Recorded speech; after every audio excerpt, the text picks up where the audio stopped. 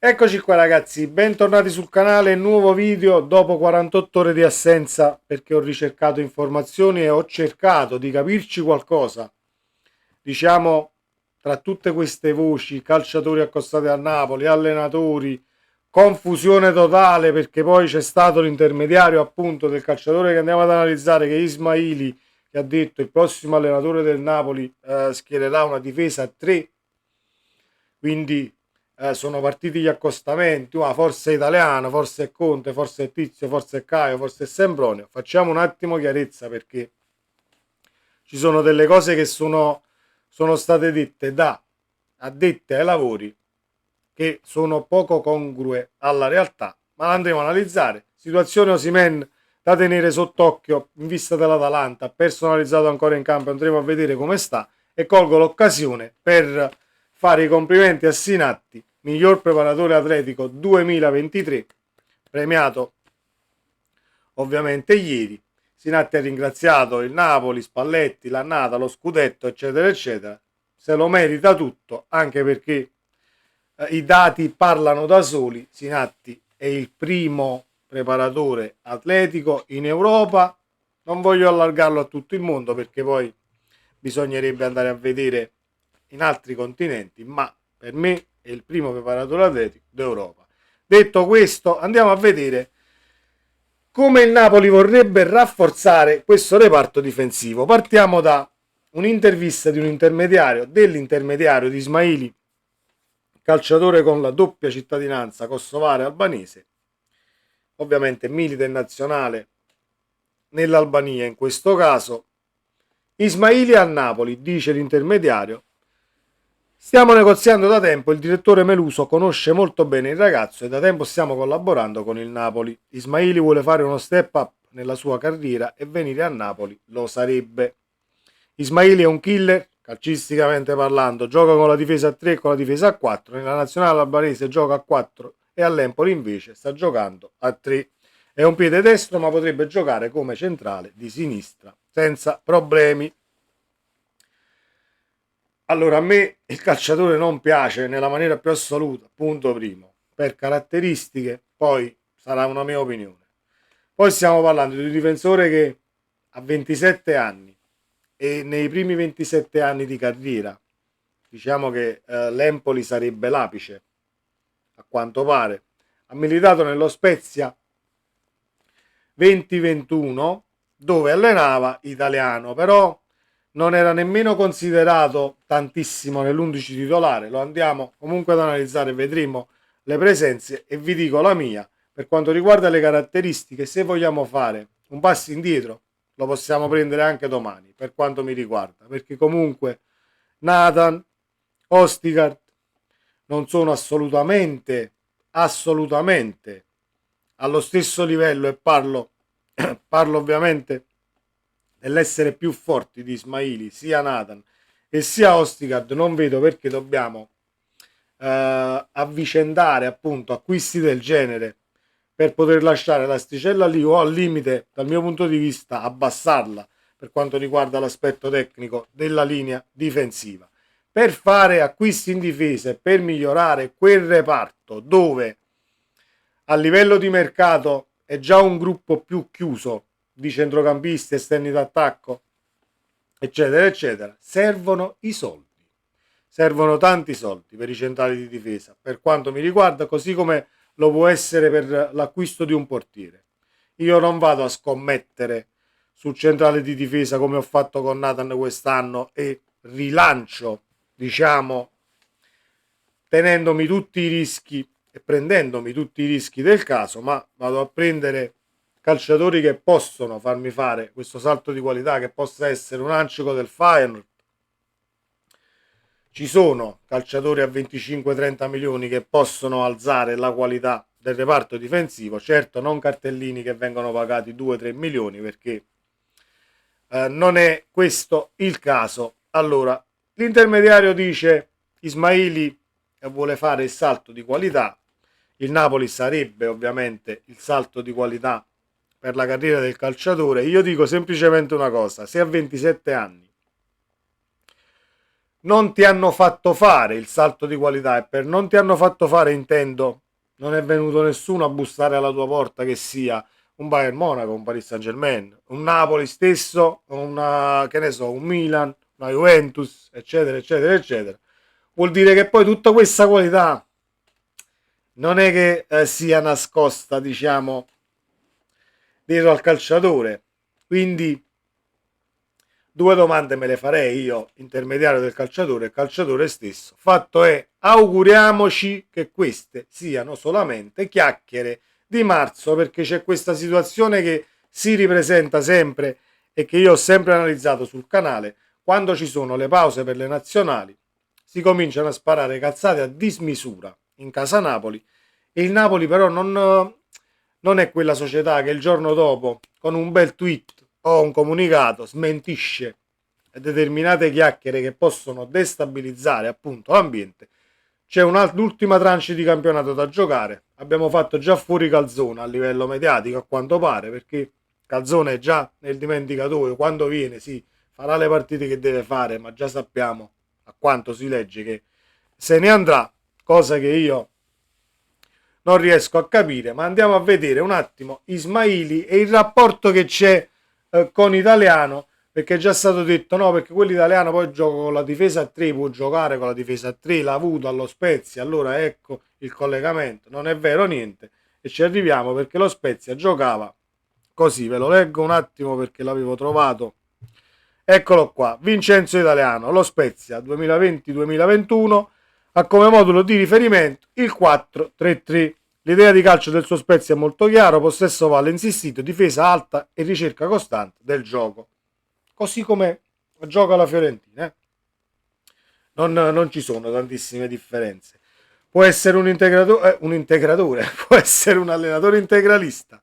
Non lo so, per me Italiano, per quanto riguarda questa fase difensiva tanto criticata, scusate, a Firenze, sta solo facendo di necessità virtù, o sta cercando di fare di necessità virtù per quanto riguarda la fase difensiva, perché per tenere una difesa alta, lo abbiamo visto noi a Napoli quest'anno, ci vogliono i calciatori, perché se hai una difesa che pecca in rapidità, velocità e lettura dell'azione, ovviamente prendi le imbarcate e le partite stenti a portarle a casa, o meglio devi fare 3 gol per prenderne 2, quindi quella solidità difensiva non arriva. Ma non credo che sia una cosa non allenata, è impossibile che non si alleni una fase difensiva per anni e anni e anni e curi solo la fase offensiva. Non esiste, non esiste. Quindi secondo me è in base ai calciatori che l'Italiano ha avuto e ha attualmente in rosa anche alla Fiorentina,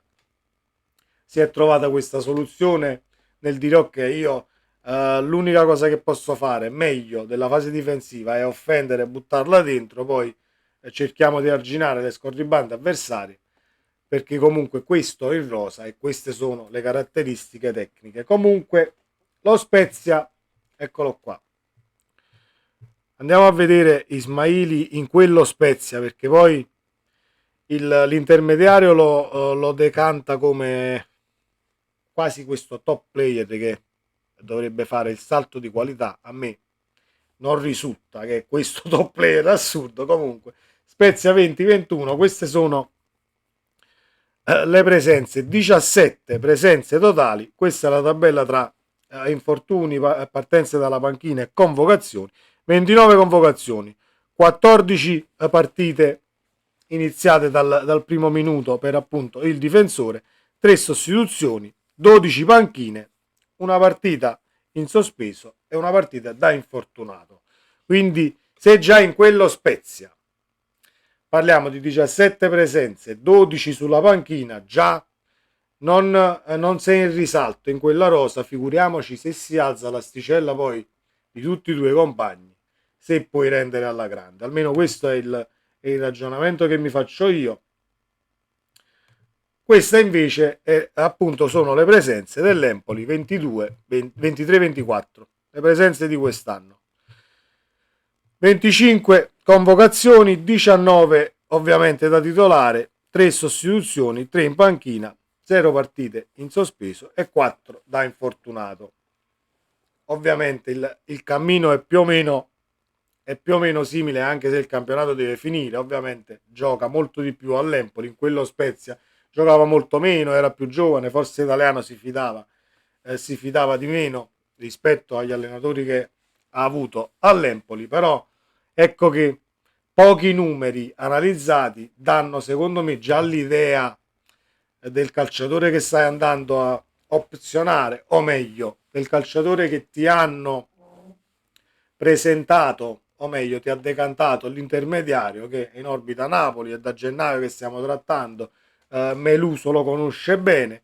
Io mi auguro che Meluso, prima di, almeno a quanto si legge, prima di essere declassato, o meglio, prima di avere compiti diversi da quelli di un direttore sportivo, non faccia danni, perché per me questo sarebbe un danno grosso, grosso, grosso, farlo arrivare a Napoli e far partire poi un Nathan in prestito, Ostigard venduto. Andiamo a demolire completamente un reparto difensivo invece di alzare l'asticella dove serve, perché è lì che serve andare a riparare gli errori fatti o gli acquisti non fatti l'anno scorso, per poi trovare questa amalgama in mediana per quanto riguarda l'aspetto tecnico, perché di estro e di chi gioca a calcio ne vediamo ben pochi, visto comunque Zelischi all'Inter. Elmas l'hai venduto, c'è Traoré e vedremo se verrà riscattato. Potresti adattare Lindstrom, ma vedremo con Lindstrom, sarà un discorso dall'anno prossimo e sarà il calciatore che dovrà poi spaccare nel campionato che verrà. Abbiamo letto che il Napoli comunque ci punta, non sarà sul mercato, Lindstrom sarà del Napoli anche l'anno prossimo, e a me questa cosa fa tanto piacere, perché avere un calciatore che dal mio punto di vista poi è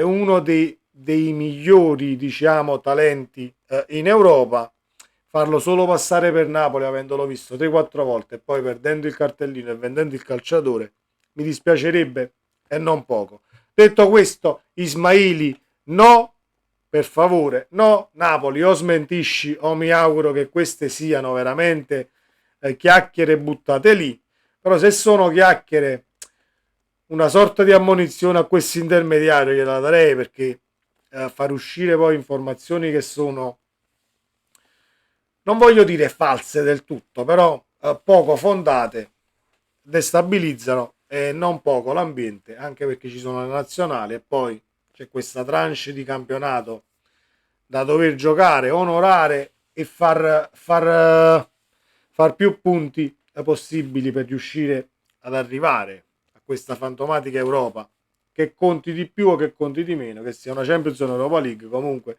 devi fare abbastanza punti. Detto questo, la situazione Osimhen. Allora, Osimhen, come avrete letto dalla locandina, io approfitterei quest'oggi per partire, andare a Lourdes, una bella calata nell'acqua santa, ritorni e forse le ultime partite di campionato le giochiamo anche senza ansia, infortuni, affaticamenti, eccetera, eccetera, perché l'attaccante serve e come, non è che adesso Osimhen al limite lo abbiamo già quasi venduto e non sarà del Napoli molto probabilmente dal prossimo campionato, non è che adesso dico vabbè, allora venduto è venduto, facciamo fino a fine campionato senza Osimhen, non esiste, diventa un calciatore fondamentale per il Napoli, per il gioco del Napoli, hai quella soluzione in più con Osimhen per quanto riguarda il fare reparto da solo, far salire la squadra, lo puoi lanciare nello spazio, 20 25 strappi a partita che mandano i difensori al manicomio, e a quanto pare anche a livello fisico il calciatore stesso del Napoli, perché stiamo parlando di più del 30% di partite saltate da quando è a Napoli, sotto le 50 partite comunque se non erro, saltate non sono poche per un calciatore dove per acquistarne le prestazioni devi spendere 130 milioni di clausole e parliamo di ingaggi, almeno a quanto si legge dall'Inghilterra, gli ultimi accordi verbali con il calciatore e l'entourage parlano di 200.000 sterline a settimana, non sono assolutamente poche, e a livello di integrità fisica in Europa agli stessi soldi puoi comunque portare a casa un grande attaccante. Speriamo che non ci rimanga sul groppone poi questa storia Osimhen, perché i 10 milioni di ingaggio l'anno prossimo peseranno e come.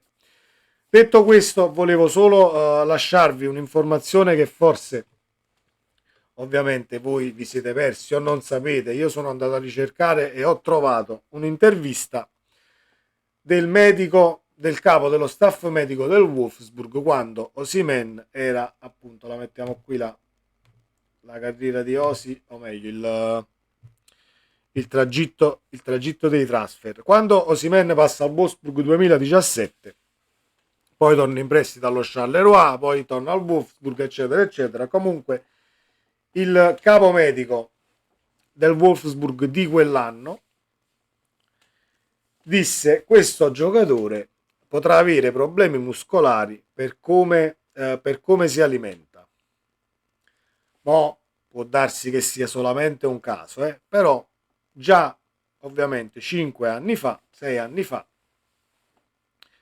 quasi 7 anni fa, parliamo gennaio 2017, 7 anni fa, già c'erano questi campanelli di allarme. E vista comunque la carriera di Osimhen a Napoli, muscolarmente non è diciamo comando. Quindi può darsi pure che in tempi non sospetti questo signore ci aveva visto molto lungo, perché lui parlava di un'alimentazione sregolata e di un calciatore che mangiava relativamente poco per ciò che poi consumava e produceva sul campo. Perché Osimhen, io non sto discutendo diciamo la voglia di dare, qualsiasi sia la casacca che indossa, esce dal campo sempre completamente stremato e avendo dato tutto e avendo cercato di dare tutto alla squadra. Però appunto lo diceva anche De Nicola anni fa, Osimhen non riesce a gestire se stesso per quanto riguarda il recupero fisico e cercare di non strafare quando non devi. Quindi purché tu abbia un leggero fastidio durante una partita, Osimhen prima non lo è, diciamo che sta migliorando da questo punto di vista. Prima era il calciatore che se ne fregava altamente, strappava fino alla fine, poi infortunio, va bene, mi siedo in banchina oppure in tribuna, recupero e poi ritorno.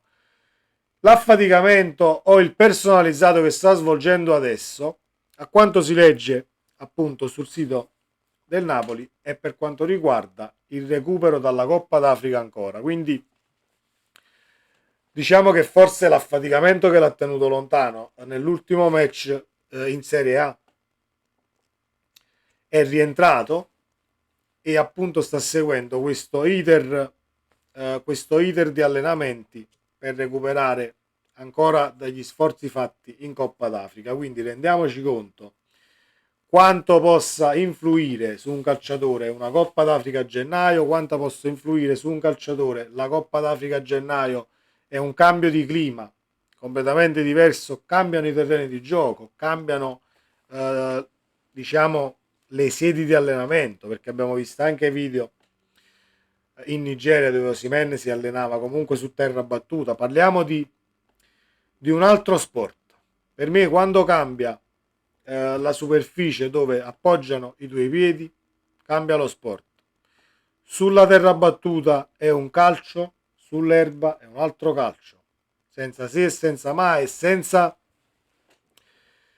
poi avere, non è una cosa soggettiva, è oggettivo, per come rimbalza il pallone, per come scivola il pallone, per le linee di passaggio che possono essere diciamo intraprese su terra o su erba, perché comunque i rimbalzi sono diversi. Ecco perché non è che è proprio un altro sport, però bisogna farle queste considerazioni e bisogna analizzarle diversamente le due situazioni, che parliamo di cose totalmente diverse e soprattutto a livello fisico l'appoggio dei piedi su un manto erboso o sulla terra può portare infortuni diversi e a diversi muscoli poi del calciatore stesso, perché parliamo di due superfici diverse, aperta e chiusa parentesi. Quindi abbiamo questa notizia che vi ho dato del capomedico del Wolfsburg all'epoca, che già diceva che Osimhen avrebbe potuto avere problemi muscolari, e così dati alla mano, in tutto, diciamo, l'iter a Napoli. Così è stato, al di là dell'infortunio grave della testata con Skriniar, che poi l'ha tenuto lontano un bel po'. Fisicamente è sempre 5 o 6, poi si ferma, 3 o 4 e poi una settimana è affaticato. È sempre così, diciamo, l'altalenanza fisica, ecco, del nostro attaccante. Fatemi sapere cosa ne pensate qui sotto nei commenti. Riauguriamoci che Ismaili sia solo una chiacchiera, ma una chiacchiera lontana dal Napoli, perché altrimenti mi viene la pelle d'oca solo a pensarci che deve essere lui uno dei rinforzi in difesa. Vedremo come andrà a finire. Sempre Forza Napoli. Ciao.